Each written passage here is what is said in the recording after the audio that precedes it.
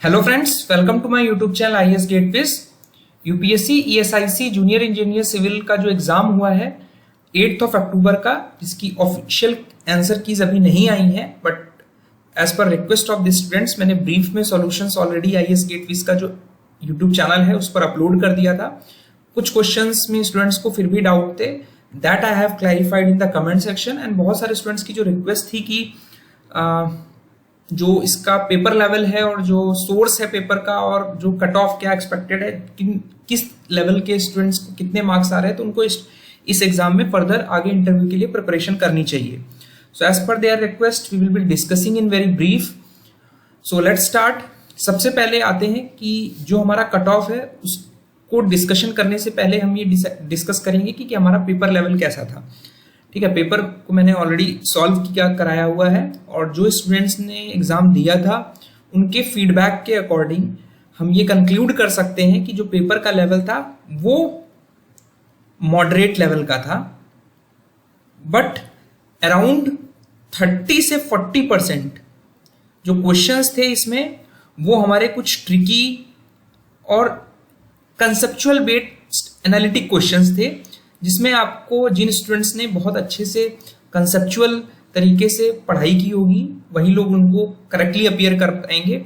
और बहुत लोगों ने ये गलती की है कि उन स्टूडेंट्स डाउट होते हुए भी उन क्वेश्चंस को अटेम्प्ट किया है, जिसकी वजह से निगेटिव मार्किंग ज़्यादा हो गई है। तो मैंने पहले भी आपको बताया है कि जो निगेटिव मार्किंग है उसको अवॉइड करना है, क्योंकि यहाँ पर जो पेपर में क्वेश्चंस थे वो 120 क्वेश्चंस हमारे पूछे गए थे, जिसमें एक क्वेश्चन जो था हमारा 2.5 मार्क्स का था। तो 2.5 मार्क्स का था तो हमारे टोटल मार्क्स बनते हैं 300 मार्क्स।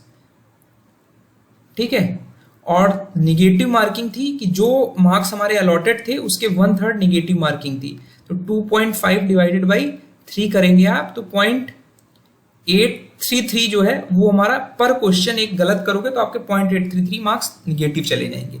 इसकी वजह से स्टूडेंट्स के काफी मार्क्स निगेटिव मार्किंग में चले गए because of confusions. They have attempted successfully but जो आंसर थे वो गलत हो गए।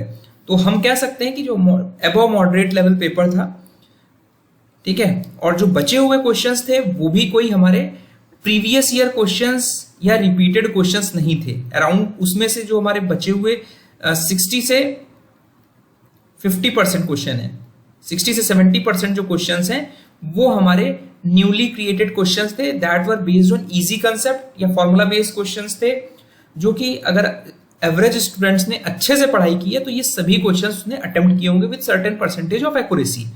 तो वो न्यूली क्रिएटेड क्वेश्चंस थे। तो यूपीएससी की टेंडेंसी है वो हमेशा नए क्वेश्चंस देता है। कुछ क्वेश्चंस आपने कहीं ना कहीं डायरेक्टली या इनडायरेक्टली दूसरे तरीके से उनको पढ़े होंगे। तो इस सबको ध्यान में रखते हुए अगर हम अपने क्वेश्चंस जो पूछे गए थे उनको 4 कैटेगरीज में डिवाइड कर सकते हैं। तो मैंने अपने असेसमेंट के लिए जो मेरा अपना ओपिनियन है उसके अकॉर्डिंग मैंने पेपर को एनालाइज किया और 4 कैटेगरीज में अपने क्वेश्चंस के लेवल को डिसाइड किया, जिसमें ये पाया कि जो इजी क्वेश्चंस थे वो 42 थे, ठीक है, और जो मॉडरेट क्वेश्चंस थे वो 41 क्वेश्चंस थे। तो ये वो क्वेश्चंस हैं जो भी एवरेज स्टूडेंट है, जो जिसने थोड़ा सा फोकस्ड होकर पढ़ाई की है, सिंसियरली पढ़ाई की है, वो ये सभी क्वेश्चंस अटेम्प्ट करेगा विथ फ्यू एरर्स, बिकॉज हम एग्जाम एक सर्टेन क्लोज्ड एनवायरनमेंट में अंडर प्रेशर दे रहे होते हैं तो कुछ ना कुछ गलती होने की चांसेस होते हैं। तो दैट्स वाई हम एक सर्टेन एक्यूरेसी के साथ कट ऑफ पर पहुंचने की कोशिश करेंगे। तो जो डिफिकल्ट क्वेश्चंस जब आप एनालाइज करोगे तो अप्रोक्सीमेटली आपके जो डिफिकल्ट क्वेश्चन है वो 19 क्वेश्चंस थे जो डिफिकल्ट थे, काफी डिफिकल्ट थे, जो बहुत ही स्टैंडर्ड बुक्स, कुछ फॉरेन राइटर की बुक से क्वेश्चंस पूछे गए थे डायरेक्टली, कुछ अदर इंडियन राइटर की बुक से डायरेक्टली उठाए गए थे, जो कि आजकल जो ट्रेंड है स्टूडेंट्स बुक्स को फॉलो नहीं करते, इसकी वजह से वो क्वेश्चंस भी उनको पहली बार देखने को मिलते हैं और वो डिफिकल्ट हो जाते हैं। उसी तरह फिर जो डाउटफुल क्वेश्चंस हैं, डाउटफुल क्वेश्चन बेसिकली मैंने उन कैटेगरी के क्वेश्चंस को रखा है कि कुछ क्वेश्चंस थे जो इजी थे या मॉडरेट लेवल के थे, लेकिन उनमें ये क्वेश्चन इस तरह से सेट किए गए थे जिसमें ट्रिक्स थी। क्वेश्चन अगर आपने ध्यान से नहीं पढ़ा होगा तो आपका गलत हो जाएगा। तो इस वजह से डाउटफुल क्वेश्चंस आपने अटेम्प्ट तो किए 100% थे, 100% पूरे क्वेश्चन अटेम्प्ट किए, बट एक्यूरेसी कम हो गई क्योंकि आपको लग रहा था वो इजी, बट एक्चुअल में इजी नहीं थे। और थोड़े क्वेश्चंस में भी जो लैंग्वेज थी उसमें प्रॉब्लम होने की वजह से भी आपने उनको गड़बड़ कर दिया। तो इस चीज़ों को ध्यान में रखते हुए अगर हम इजी क्वेश्चंस में 100% अटेम्प्ट ले लें कि मतलब सभी क्वेश्चंस, ये हमारा स्टूडेंट एक अबव एवरेज जो सिंसियरली पढ़ाई कर रहा है वो 42 क्वेश्चंस तो अटेम्प्ट करेगा, 41 का 90% अटेम्प्ट करेगा, 10% हम मान लेते हैं कि जो एवरेज स्टूडेंट है वो उसको नहीं आते होंगे, डाउटफुल होने की वजह से वो छोड़ देगा। तो 41 में 90% लेंगे तो will get 36.9 questions.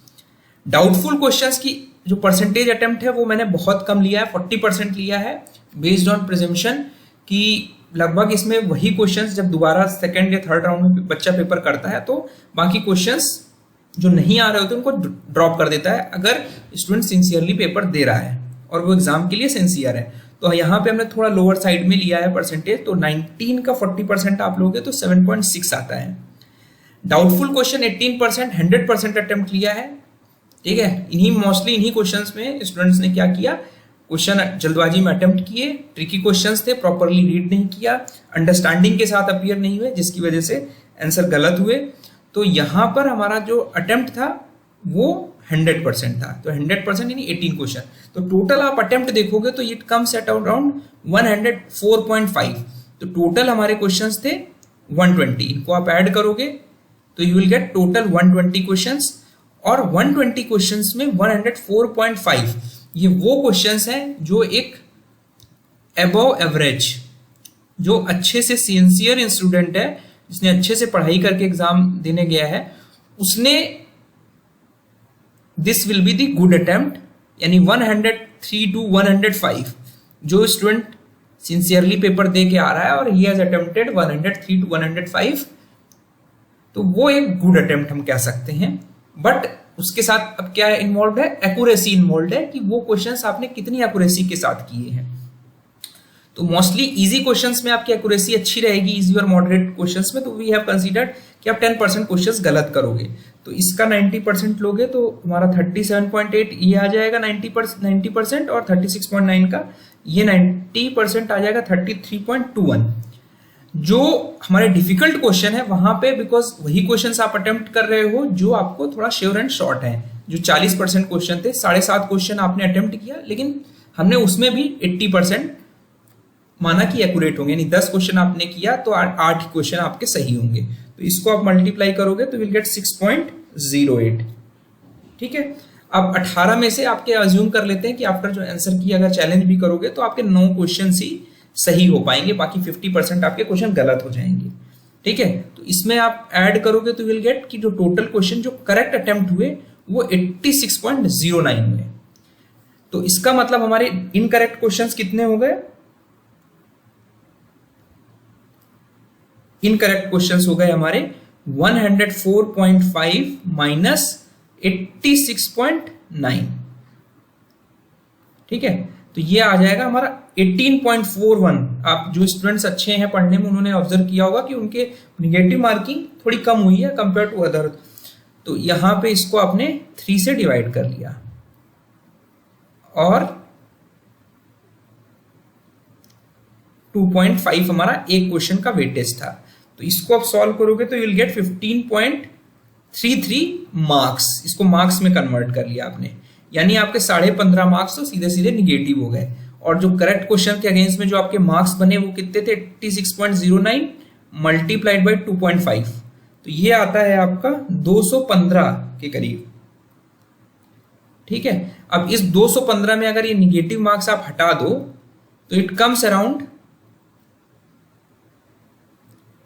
200, you can say 200, ठीक है। तो बहुत सारे अनसर्टेनिटीज इन्वॉल्व हैं, नंबर ऑफ वैकेंसीज हमारी जो भी है एग्जाम में उसको ध्यान में रखते हुए और जो कंपटीशन लेवल है वो ध्यान में रखते हुए हम ±5 कर लेते हैं कि 195 से 205 मार्क्स, इस रेंज में जो मार्क्स आ रहे हैं वो स्टूडेंट्स होप रखें कि उन्हें इंटरव्यू की कॉल आ सकती है, ठीक है। और जो इसके ऊपर आ रहे हैं तो वो तो श्योर एंड शॉर्ट रहे कि उसके बाद आपको इंटरव्यू की प्रिपरेशन करनी ही करनी। This is the range as per my opinion कि इस रेंज में जिस स्टूडेंट्स के मार्क्स आ रहे हैं वो बेसिकली इंटरव्यू की होप रखें, उनको कट ऑफ क्लियर कर सकते हैं and they should go for preparation of interview along with their जो एग्जिस्टिंग के एग्जाम्स आने वाले हैं उसको ध्यान में रखते हुए